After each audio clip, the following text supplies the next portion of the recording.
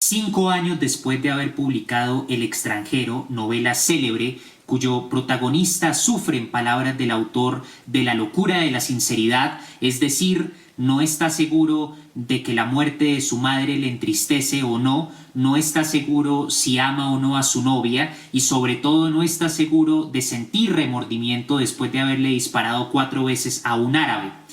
Después de que el autor del extranjero considerara el suicidio como el problema verdaderamente serio de la filosofía e introdujera el absurdo de la existencia en el horizonte filosófico del existencialismo en el ensayo El mito de Sísifo, en 1947 Albert Camus publica La peste. En el presente video me propongo compartir el descubrimiento del amor, la solidaridad y la justificación para la vida en medio de la absurdidad, la inclemencia, la incertidumbre y la muerte que caracterizan la peste que atormenta la ciudad de Orán en la novela de Camus, descubrimiento que el autor transmite, esboza, crea a través de las vivencias, conflictos, esperanzas y anhelos de personajes como el doctor Bernard Hughes, el sacerdote Panelux, el empleado Grant, Cotard, Tariu, entre muchos otros. La peste comienza con una horda ominosa de ratas agonizantes que salen a encontrar la muerte bajo la luz del sol, anunciando la nefasta condena que se ciñe, microscópica, invisible, pero todopoderosa, sobre la ciudad de Orán. El primero en sucumbir a la terrible enfermedad que se advierte en los ejércitos de ratas que salen a recibir la muerte agonizando es el portero del edificio donde vive el que podríamos llamar el protagonista, porque al final de La peste se revela que el cronista que ha dado cuenta del sufrimiento común de los habitantes de Orán no es otro que el doctor Bernard Hughes. El portero del edificio donde vive el doctor sucumbe a la peste y sus ganglios se inflaman hasta adquirir el volumen de naranjas y la consistencia de la papilla, manchas aparecen en su vientre y una fiebre que alcanza los 40 grados lo hace delirar. La primera reacción del portero fue asumir que los cadáveres de las ratas que comenzaban a aparecer incluso en los ascensores de hoteles habían sido lanzados por algún bromista. Considerando las miles de ratas que mueren lanzando chillidos desesperados en las calles de Orán y ante los síntomas del portero que presentaba ganglios inflamados, manchas en el vientre y una fiebre que lo hacía delirar con intensidad y que murió en la ambulancia mientras era transportado al hospital, Liu propone ante los médicos de la ciudad que quizás se están enfrentando a un brote de peste, pero como la peste no está hecha a la medida del hombre, el hombre se convence de que no existe y pasa el tiempo y eventualmente pasan los hombres y primero los humanistas porque no toman precauciones, escribe Camus. De parte del médico Bernard Hughes que Orán posiblemente está enfrentando un brote de peste bubónica, la primera reacción de los médicos es negar que en el siglo XX pueda surgir la peste y tratar de minimizar la situación. Pero conforme los muertos aumentan y la peste se propaga, se tienen que tomar medidas cada vez más drásticas al punto de que se aísla la ciudad, se convierten los coliseos y las escuelas en lugares que sirvan como enfermerías provisionales y para albergar a los familiares y en general las personas que tuvieron contacto con los infectados, manteniéndolos en cuarentena. La peste se caracteriza por una lucidez poética y fenomenológica en el sentido de que la percepción sensible de los colores del océano, del viento, de la lluvia, del sol, de la noche, del aire, se relaciona con los estados psicológicos de la población en los distintos momentos de la epidemia. La descripción de los crepúsculos, de los anocheceres, del silencio, del polvo, está íntimamente entrelazada con la experiencia colectiva del confinamiento, de la muerte y sobre todo de la separación. Es ahí por donde quisiera comenzar a compartir el descubrimiento que mencionaba al principio en la introducción al video, que hace Camus de la solidaridad, del amor y de la amistad, a partir del personaje Rambert, quien es un periodista que tiene a su amante en París y se encuentra en Orán durante el brote de la peste, y dadas las medidas estrictas que deben tomarse ante la propagación de la enfermedad, debe mantenerse dentro de la ciudad porque cierran las puertas e impiden el ingreso y la salida. Este personaje, Rambert, entra en conflicto con el cronista, el médico Bernard Rieu, porque durante el confinamiento le obsesiona la idea de que va a perder el amor de su vida que ha dejado en París. No puede soportar la separación, es la expresión de la pasión del romance tradicional, y al comentarle al médico Bernard Rieu que está desesperado por ver a su amante y que quiere salir de Orán lo antes posible, Rieu le afirma que no puede garantizarle que no tenga la enfermedad, porque Rambert le pide que le dé un certificado en donde diga que no lleva la peste. Pero Rieu, desde el punto de vista de un médico racional, le asegura que no puede darle dicho certificado porque nada le garantiza que, si bien no tenga la enfermedad, cuando vaya al consultorio, cuando se dirija al despacho de las autoridades, repentinamente se contagie, y es un riesgo en todo caso dejarlo salir, una violación inaceptable de los protocolos. Ante esa posición comprensible del cronista, del médico, Rambert, el periodista, declara que él vive en lo abstracto y que no conoce la felicidad de los hombres. Así que la reflexión filosófica sobre la felicidad y el amor en tiempos de confinamiento, en tiempos de peste, en tiempos en donde una sociedad se ve abrumada, acorralada por una gente que esparce la muerte de forma invisible, impredecible, inadvertida, consiste en el conflicto entre lo que dicta la razón que debe hacerse en esas circunstancias y lo que las pasiones humanas necesitan con una urgencia intensa, que en el caso de Rambert es reencontrarse con su amante, aunque eso implique la posibilidad del riesgo latente de llevar la peste fuera a Orán y de esparcirla. De forma que Albert Camus retrata el sentimiento del amor como el origen del sufrimiento y la zozobra, tanto de los amantes que deben evocar a sus seres queridos de los que han sido separados por medio de la imaginación cuando la memoria comienza a desfallecer,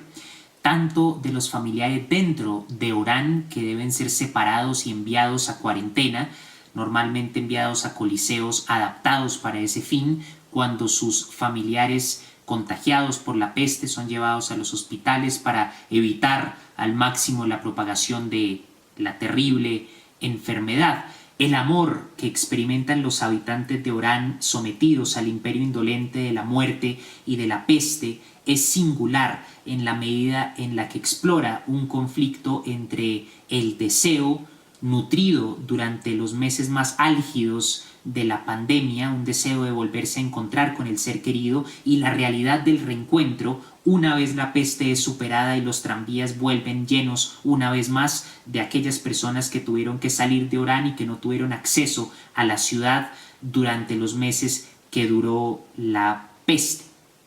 Rambert, cuando vuelve a encontrarse con su amante, la abraza y llora, pero no sabe si llora por felicidad o porque está sublimando un dolor que durante meses había acumulado en su interior, y se pregunta si aquel rostro que tiene presionado contra su pecho, cuando las lágrimas que cubren sus ojos se disipen y pueda ver con claridad, se pregunta si ese rostro es el de la mujer que había deseado durante tantos meses y cuya idealización en forma de deseo le había dado las herramientas para resistir el absurdo de la peste, o si por el contrario se trata del rostro de una extraña. Ese sentimiento de amor que hace que los amantes desolados recorran aquellas calles que antes solían atravesar en compañía de sus seres queridos, que transforma la percepción del tiempo, porque es un amor sin porvenir amenazado por la incertidumbre que impone la peste, el amor de los familiares que llegan a tal punto de desesperación que intentan evitar que las autoridades se lleven a sus hijos, a sus esposos infectados a los hospitales porque saben que no los van a volver a ver si no es muertos o recuperados, y es más probable que los vean muertos, sepultados caóticamente en cementerios que ya no dan abasto para responder a la cantidad de fallecidos en el imperio de la peste. De ese sentimiento de amor representado por Rambert se pasa al sentimiento de la solidaridad y al descubrimiento de la solidaridad en el horizonte de un existencialismo que vislumbra dimensiones fundamentales de la condición humana valiéndose de las representaciones literarias. Rambert, que deseaba reencontrarse con su amante en París, se pone en contacto con una organización que promete a quien pueda costeárselo escapar de Orán. Para ello sobornan a los guardias que vigilan las puertas y garantizan que, aunque toma tiempo, las personas que pueden pagarlo podrían escapar de Orán. Rambert acepta pagar 10.000 francos y durante varias semanas se reúne con algunos integrantes de esta organización hasta el punto de que llega a alojarse en la casa de unos guardias españoles que tienen la vigilancia de las puertas y por lo tanto van a garantizar su escape. Pero el día antes de que los guardias se decidan a poner el plan en marcha, Rambert, que había discutido con el cronista, con el médico Bernard Rieu, sobre la felicidad y lo había condenado de ser un racionalista que vive en la abstracción, se arrepiente y va en busca del médico para proponerle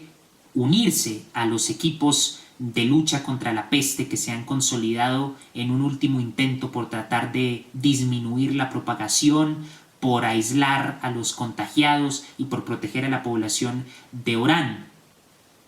Rambert declara que no podría soportar la vergüenza de buscar la felicidad mientras los otros hombres son infelices y están atrapados en el universo de la incertidumbre, de la monotonía, de la zozobra y la desesperanza que caracteriza el estado psicológico de la población de Orán en ese momento de la pandemia.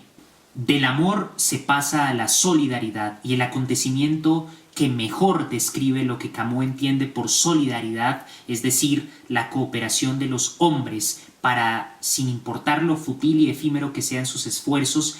resistir al avance de la muerte y menguar el sufrimiento en el contexto de una peste fuera de control, es, en mi opinión, la muerte del hijo del juez Othon.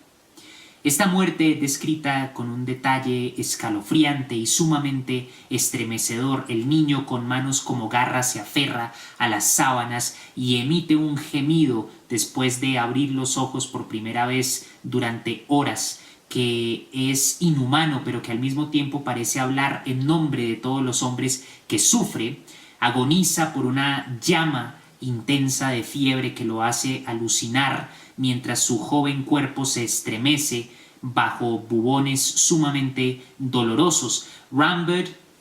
el sacerdote Pandelieu, el cronista médico Bernard Rieu, entre otros personajes, acuden a una escuela que se ha convertido en una enfermería provisional en donde se está alojando el hijo del juez Othon para ver si un suero que fabricó un médico llamado Castel puede o no tener efecto frente a la peste bubónica. A pesar de todos los esfuerzos, tienen que limitarse a ver cómo el niño se estremece, su esqueleto se estremece bajo la llama de la peste y sufre una tortura inimaginable antes de alcanzar la muerte, que lo vuelve más pequeño entre las sábanas empapadas de sudor y sus mejillas están acorazadas por lágrimas.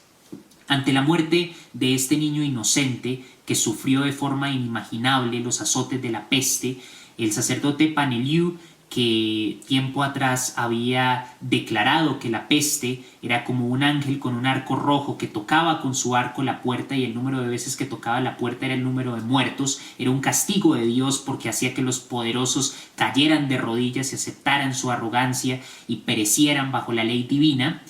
Cayó de rodillas al ver la boca anhelante de ayuda del niño que pedía socorro mientras deliraba por la fiebre y los buhones destruían sus débiles articulaciones, cayó de rodillas para pedirle a Dios que salvara a ese niño, pero al verlo morir salió de la habitación después de darle algunas bendiciones y justo después el médico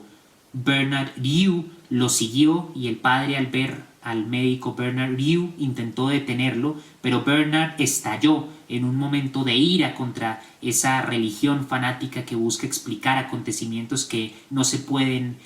remitir a una voluntad porque la naturaleza no obedece ninguna voluntad y la peste no es un castigo divino, simplemente es una ocurrencia en la naturaleza que afecta a los seres humanos. A partir de ese sentimiento de indignación, aleja bruscamente la mano del sacerdote y exclama: este niño al menos era inocente, refiriéndose al hecho de que si la peste es un castigo divino, ¿cómo se puede explicar la muerte tan dolorosa del hijo del juez Othon? Panelux sigue al doctor, que siente que necesita gritar para liberar el dolor que le está presionando el pecho, y le pregunta si era necesario semejante reacción, porque a él también lo ha estremecido el acontecimiento. Tienen un diálogo sumamente memorable y significativo, pero aquí solo voy a citar el momento más impactante de ese diálogo, y es cuando el sacerdote Paneliu le dice al médico Bernard Rieu que quizás debamos amar lo que no comprendemos, es decir, dentro de su fanatismo religioso trata de justificar la peste y decir que el sufrimiento de un niño que perece bajo la enfermedad no dice nada en contra de Dios, porque Dios actúa de formas incomprensibles y hay que hacer la vista gorda ante el sufrimiento y la tortura de un niño y aceptar que la justicia divina siempre tiene la razón por encima de todo. Por eso hay que amar lo que no se entiende para mantener la fe, para mantenerse como un cristiano. De otro modo, hay que negarlo todo frente a un hecho tan concreto como la muerte de un niño. Negarlo todo quiere decir negar la existencia de Dios, al no aceptar que la muerte de un niño tenga sentido dentro del plan divino.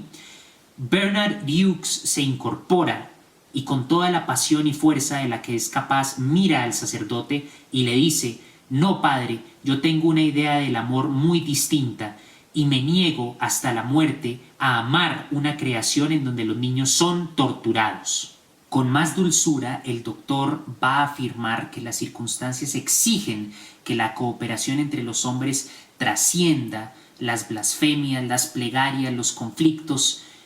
de manera que se establezca un único frente de oposición al absurdo, de oposición a la muerte, de lucha contra la peste. Por eso el sacerdote Paneliu, antes de la muerte del hijo del juez Othon, participó en esos equipos que se encargaban de transportar a los enfermos, de organizar las cuarentenas, de hacer las fichas de los difuntos, todos los procedimientos necesarios para lidiar con la peste que estaba fuera de control. Pero después de la muerte del niño hizo un segundo sermón. En el primer sermón había hablado de la peste como un castigo divino, y en el segundo sermón, evocando la figura del niño inocente torturado, afirma que el cristiano debe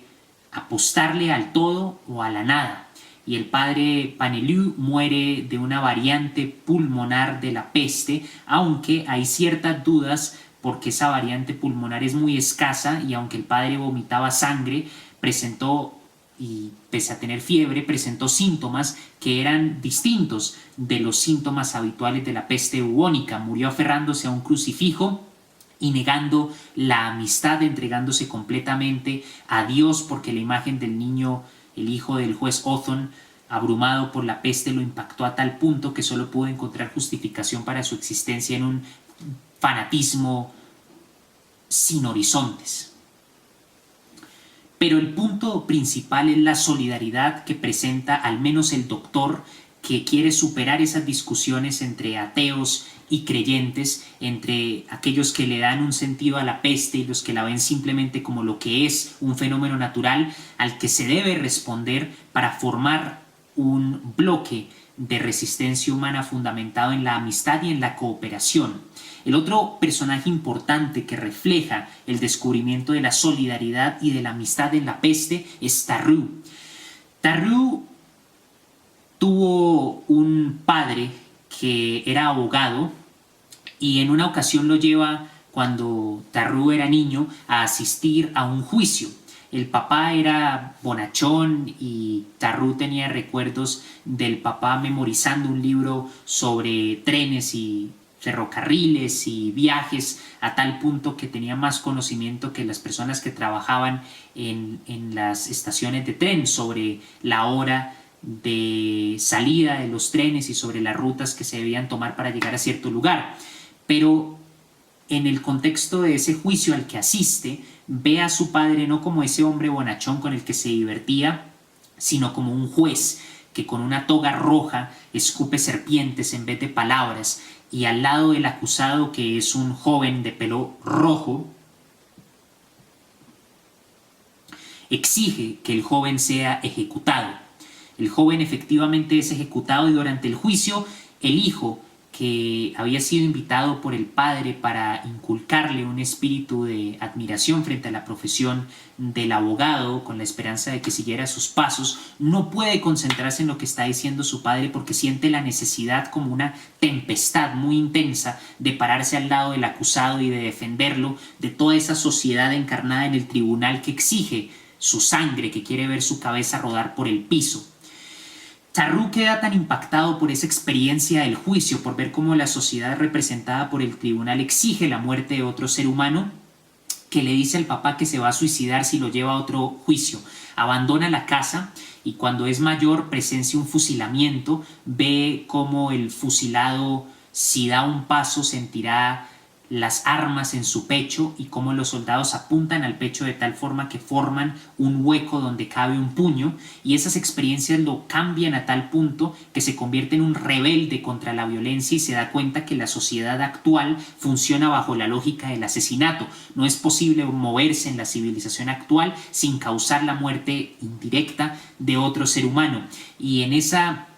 negación radical de la justificación para el asesinato, que recuerda el planteamiento filosófico de aquel libro tan controversial que escribió Camus después, El Rebelde, Tarrou encuentra las bases para una vida de santidad en la ausencia de Dios, una santidad que se traduce en la cooperación con los seres humanos, y en La peste de Orán encuentra el perfecto escenario para vivir y morir resistiendo todo lo que causa la muerte en el mundo de los seres humanos. Por último, citando el ejemplo de Rambert, que representa el amor en medio de la separación, la solidaridad y la amistad que encarna Tarrou, el compromiso con la defensa de la vida y con la superación de los conflictos ideológicos, filosóficos, religiosos que representa el médico Bernard Rieu, La peste es una joya de la literatura universal a la que debemos volver no solo en esta época de crisis, de pandemia, de aislamiento, de muertes, donde algunos de los acontecimientos más horribles escritos en esa novela se están volviendo una trágica y desafortunada realidad, sino que debemos volver a las páginas de La peste para descubrir las facetas más profundas de nuestra condición, aquellos conflictos que determinan nuestra existencia y que hacen de nuestros sentimientos los testimonios de nuestra dignidad en las circunstancias más adversas y más trágicas.